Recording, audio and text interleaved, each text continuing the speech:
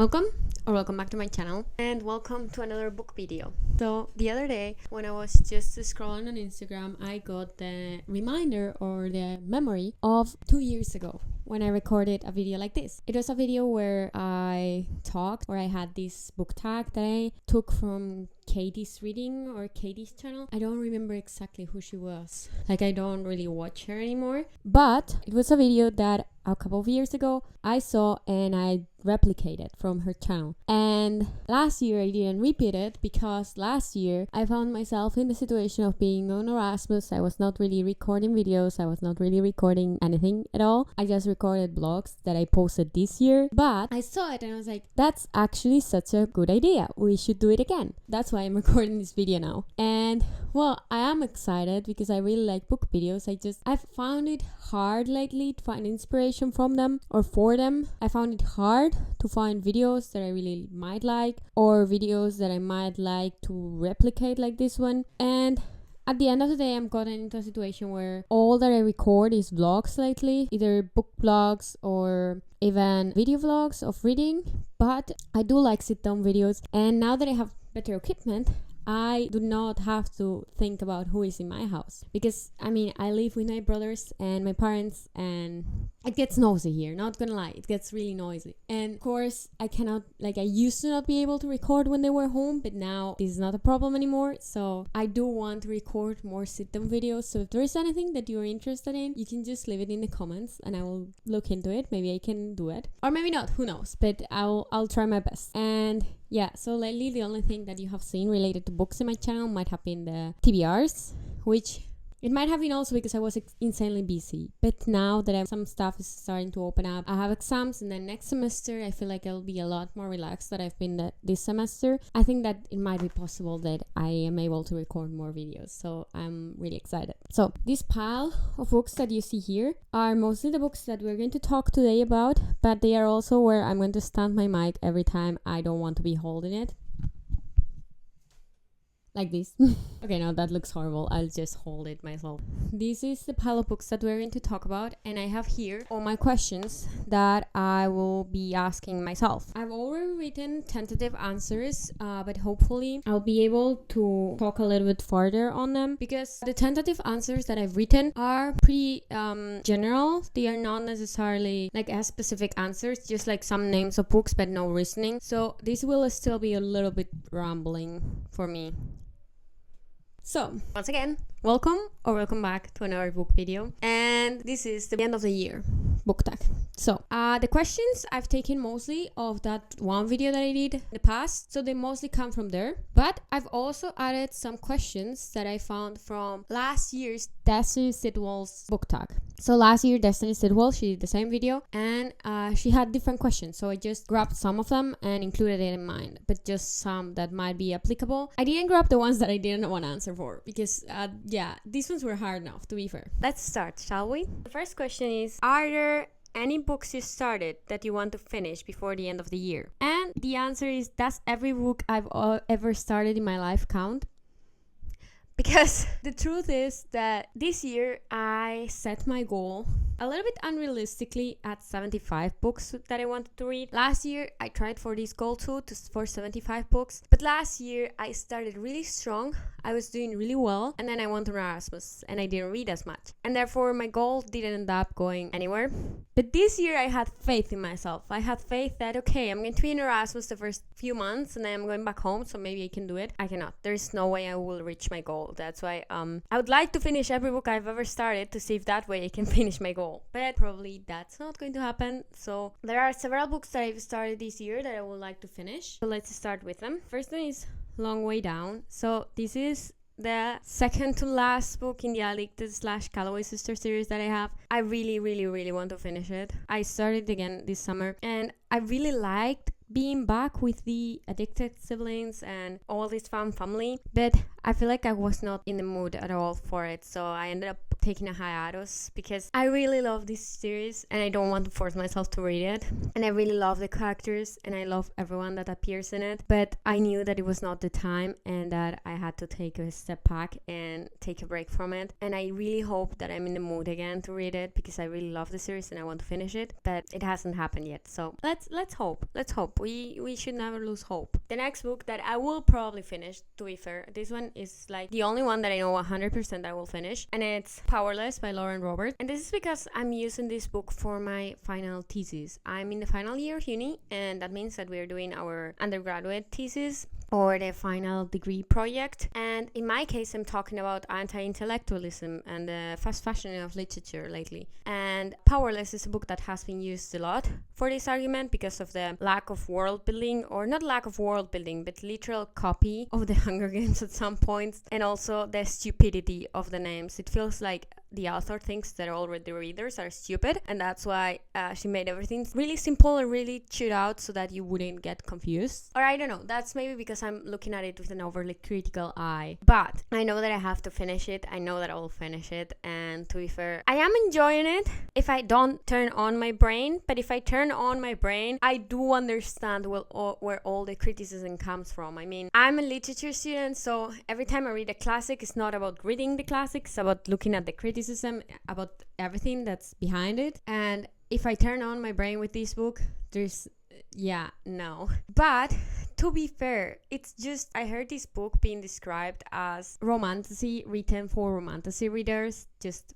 that. And yeah, it has all the tropes that we like, it has all the situations that we like, all packaged up in one book. So of course, it's nice to read and it's something that you might like because it's what you like, but there is a lack of world building and a lack of thought in some points that should have been taken more seriously while editing. And I think that that's kind of like where I'm basing my thesis on. Not only this book, I'm also going to compare it with another book that precisely is the opposite of this one. It will be probably The Poppy War by R.F. Kuang. So for now, I will finish this one. I want to finish it, so it's okay. Another book that I've started and that I want to finish is Beach Read. I actually only read like the first chapter, but I do want to read this one. Like, I have several books by Emily Henry that I've never read, and I feel like I've been collecting them because I feel like I will like it, but also at the same time I'm never taking this step into reading it.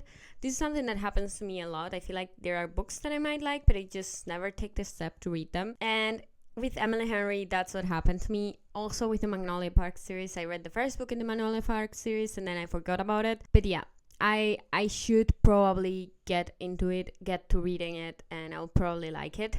I have this kind of pressure that I put in some of the books that I buy, like books that I think I will enjoy, or books that I think have the potential to become some of my favorite books. I put this pressure on them and I don't read them because I don't want to read them at the wrong time and for them not to become my favorite books, because I've been without a 5-star read since I read Binding 13 over 2 years ago. That's a really long time, for me at least. So that's kind of the thing. I'm getting in this cycle of putting so much pressure in these books because I want them to become 5-star reads that I don't read them. So then I don't get 5-star reads at all. Help. Another book that I started that I would like to finish because it's really short, it's Before the Coffee Gets Cold. So this book was gifted to me by my boyfriend and I read the first story and I left it there. I don't know why. I feel like this is again one of the books that require more mental power, and I've been quite surpassed with all the mental power that I had to use for my degree lately. But yeah, it's a short book. I don't think I will have much of a problem reading it. I just have to get to it, and I feel like I could read it in an afternoon if I just sit down and read it. And then another book is The Secret History by Donna Tartt. This is the book that has perpetually appeared in every single book tag, every single question of what book do you want to finish.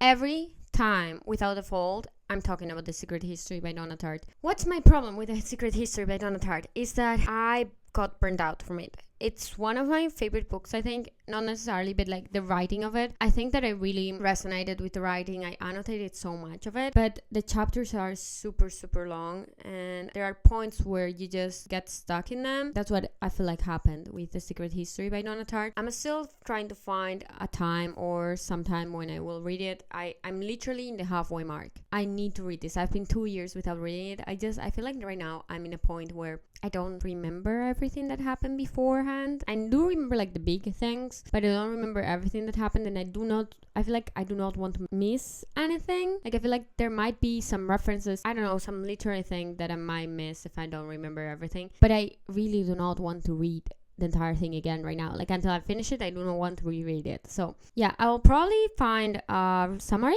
of the book online, maybe, and then try and see if that way I can finally pick it up again. Those are all the books for this question.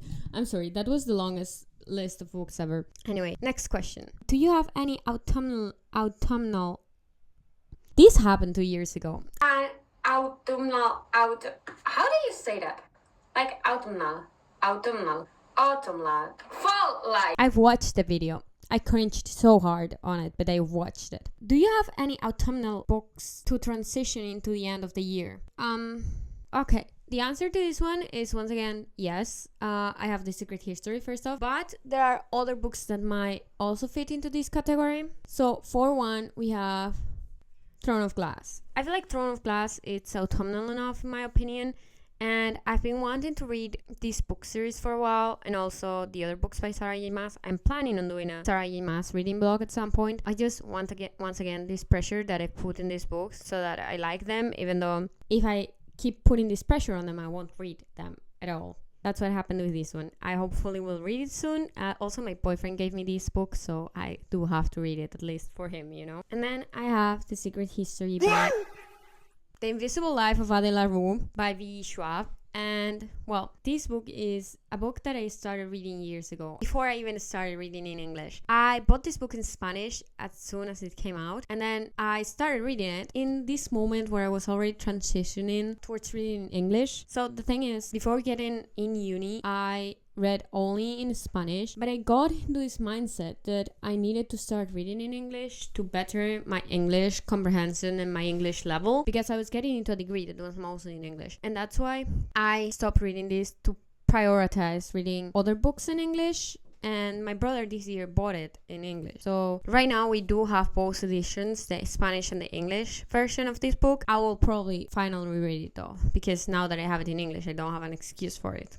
And it's autumnal enough, so it counts. Next question is there any release you are still waiting for? There is this book series, that's the Ironside Academy series. It's not necessarily good quality books or anything. It's not like a literary masterpiece. I just enjoy them. And the 5th book is coming out in December, the 8th of December, if I remember correctly. I'm not sure though. But yeah, and it's Glycer by Jane Washington. That's the only book that I'm looking forward to. The next one is, what are the books you want to read before the end of the year? So first off, as I said that I wanted to do the Sarah J. Maas reading blog, if I find a little bit of time, which it doesn't look like it, I will keep my hopes up. I'll read Throne of Glass and at least A Court of Mist and Fury.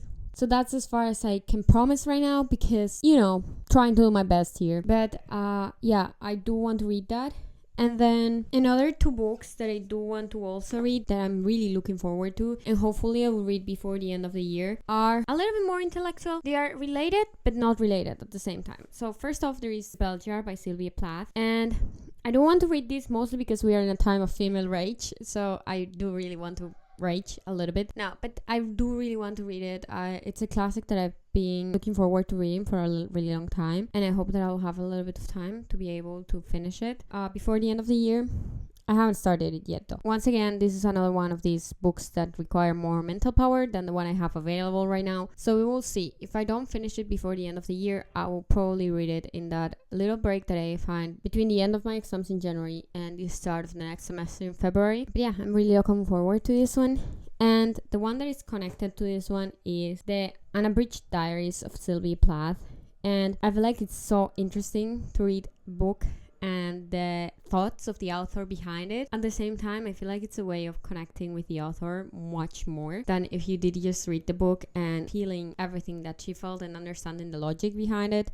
Because mostly books usually reflect in some way or another the ideology of a person. And we do know that since then, I think there have been some allegations of racism against Sylvia Plath, but I do want to know the connection between her life and her work. I feel like it's really interesting, and that's what you get in a classroom. When you are in a literature class, you don't only learn someone's work, you also learn their ideology and their writing and everything that they produced. So that's why I feel like it's interesting. I'm like the entire time scared that the computer is going to stop recording, because if the computer stopped recording, my phone lately has been working really badly for audio, so you will not have this video coming out because I won't have more time to record it. So hopefully the computer is doing a good job. For now it looks like it is, but I'm not sure. The next question is there any book that could still shock you and become your favorite book of the year? Probably not. I haven't had a favorite book in 2 years. So most likely none of these books are going to shock me and become my favorite book. But this must be me just losing faith, because every time I read a book I'm super excited, but then it doesn't turn out to be a 5-star book, so I just get nothing in exchange for my excitement. So that's why I'm just saying, like, probably not, but also every time I read a book I'm excited enough to feel like, oh, this is going to be it, and it's not ever. If you have any recommendations that you think I might enjoy, just drop them in the comments, because I feel like my last favorite books have been The Voice of Tommen series and The Addicted series, and I do like character studies, and those books are basically character studies of people, and like basically they are my favorite books because they have been able to convince my brain that somewhere in the world those people exist, that somewhere in the world those people actually are living their stories and are living their lives, and that they are real people. So that's why I feel like that these are my favorite books. If you know of any books that might make me feel that way about any other characters, go ahead, drop them in the comment. The worst thing that could happen is that they are not my favorite books and I just waste time. The next one is most disappointing read of the year. I'm going to make some people really angry with this answer. I'm going to make some people in BookTag community and BookTube community really angry with this answer. But first off, Just for the Summer by Ama Jimenez. I feel like I enjoyed it. The characters were really good, but that it was rushed at some point, so it happens when it's just one book. That's why I usually enjoy book series or companion novel series to an extent, because I feel like I can get more time to know a character. Don't get me wrong, I feel like the topics were really nicely treated, but I don't know why I didn't resonate with it, and that's one of my biggest disappointments, because I've been hearing for the entire year that Ava Jimenez was one of the best authors, that her books were super deep, that you would connect with the characters so much, and I just didn't. And then in the other hand is the Chestnut Spring series. I'm sorry. So what happened with the Chestnut Spring series is that I feel like I've been looking for books that have a deeper connection, and that the characters don't necessarily find their collection just in sexual ways. The same way as I'm reading now the Win the City series, I have the same feeling. I hope that the Chestnut Spring series would be better than the Win the City series. I didn't go to the Win the City series expecting anything but what it is, so I'm enjoying it. But what happened with the Chestnut Spring series is that I was expecting for these characters to have deeper connections, mostly because of how highly talked about it is. And I found myself coming out empty. And I feel like the entire books, all of them, because I read all of them except the last one, and I feel like they are really focused on the sexual part of the relationship more than the connection between the characters. I feel like I crave that connection and not just the sexuality of it, because I understand that when we're talking about adult books, that the sexual connection is a factor, because you have to feel attraction towards someone to probably want to start a relationship with them. And of course, like when you meet someone, you just don't connect with them straight away in any other way but what you can see outside, which is their image and their appearance. But I've been craving this connection that I don't find lately in romance books. I want a romance book that has this connection that is not necessarily sexual, and I feel like I'm not finding it lately. So if you have any recs, you can drop them down there in the comments. But yeah, that's I feel like my major issue with what happened here with the Chestnut Spring series, is that I expected a deeper connection and it just got mostly sexual, and then you got into some dynamics were more fun than others. For example, I really liked the dynamic between Kate and Willa. Still, there was not this deeper connection between them, which is what I feel like it's lacking. For example, in the Addicted series, even though I didn't like the first book, Lily and Lo have a connection deeper than what's just attraction. They have a connection that I couldn't even grasp in the Chestnut Spring series. It's not even there. Let's keep going before you try to murder me, all of you, before you all click out of the video. The next one is favorite book couple of the year. Hale and Henry. Hale, I don't know if it's Hale. Hal. Literally, like, in my Spanish speaking brain, it was Hale. Sometimes I have words that I just, like, in my brain, I don't pronounce the English way. When I'm reading, I just pronounce them the way I want. So in this case, it's Hale. I feel like they were really my favorite book couple because I felt really identified with her. And it might be because I'm also an older sister and I do feel kind of like the same pressure. Of course, this was one book that over exaggerated this part, but I did feel same feelings to an extent. And I do feel like I was really, really, really connected to her, and that's why I feel like they are my favorite book couple. Also, during the previous books, I've been looking forward to Henry's book so much. He's Henry, right? I've been looking forward to Henry's book so much, like you cannot imagine. We are getting into the last 3 questions. So the next question is a book that you haven't stopped thinking about. Literally none. There is not one book that I've been rethinking about that I've read this year at all. To be fair, I haven't even been thinking about other books that much. I did at some point think a lot about the Boys of Tommen series, but because I was living in Ireland, so makes sense. Also because I went to this hurling game in March, and if you don't know, Shannon's brothers, they all play hurling, which is an Irish sport, and I really, really, really enjoyed the hurling game. I feel like I just enjoy every single game except football, or like football here, soccer in the US, I don't know. I really enjoy every sport except that, but it might be because I was saturated from it since I was really, really young. I'm a little bit mad that I didn't go to a rugby game at all in the entire year. I did watch some on TV though. At some point at the start of the year, think about the Boys of Tommen series, but I didn't really keep thinking about it later on, and I didn't think about any new books at all, like any books that I might have read lately. And the next question is book that you read that you would reread. Addicted to You, Boys of Tommen series, and probably The Secret History once I finish it. Hello. I think I gave my phone enough time to stop throwing a tantrum, so this is a little bit later, but we're going to keep going. We're going to try and finish the video. Anyway, so let's go back to where we were. The last question is, have you already started making plans for 2023? Oh, I read 2023. Okay. Have you already started making reading plans for 2025? So the only reading plan that I made was the reading goal that I will set. I know that I want to set a 75 book reading goal. That's the goal that I've been trying to get to in the last 2 years, and next year will be the last 3 years. So the thing is that beforehand, like I've reached 69 books at some point. I've reached nearly 70, but I don't know why I can't, like lately in the last 2 years, because of all these things that have been going on in my life, I haven't been able to read as much, so I haven't gotten that far, but I do want to reach that goal. I mean, we are looking into the point of view of a student. I know that 69 books, 64 books, 63 books, which is my average usually. It's a lot of books.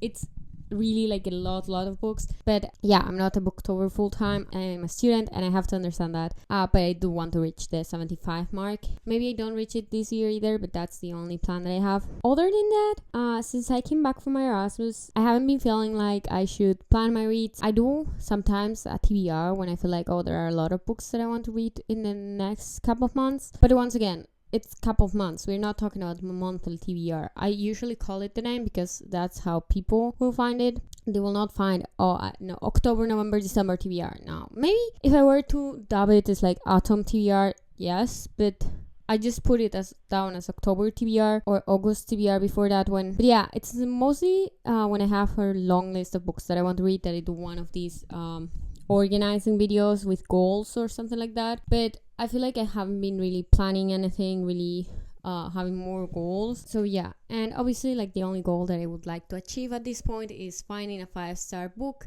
finding a 5-star read next year. That's something that I also tried this year and apparently it didn't work, so hopefully next year. I also have a book in French that I would like to read. It is The Three Musketeers, but it's the French version of it. I bought it when I was in Brussels. It's an adapted classic for foreigners like me who do not really speak French in their daily lives, so I'd like to read that one too next year, just to say that I was able to read a book in French, but we will see how far we get with that. So this is the end of the video. I hope you liked it. If you liked it, you might consider subscribing because for you it's not much and for me it will make my day. And I hope to see you soon. Drop all your recommendations in the comment box and I will check them out. And I'll probably maybe do a video reading all the recommendations that you guys gave me, if there is any of you guys who actually comment. But yeah, thank you for watching and I hope to see you soon. Bye!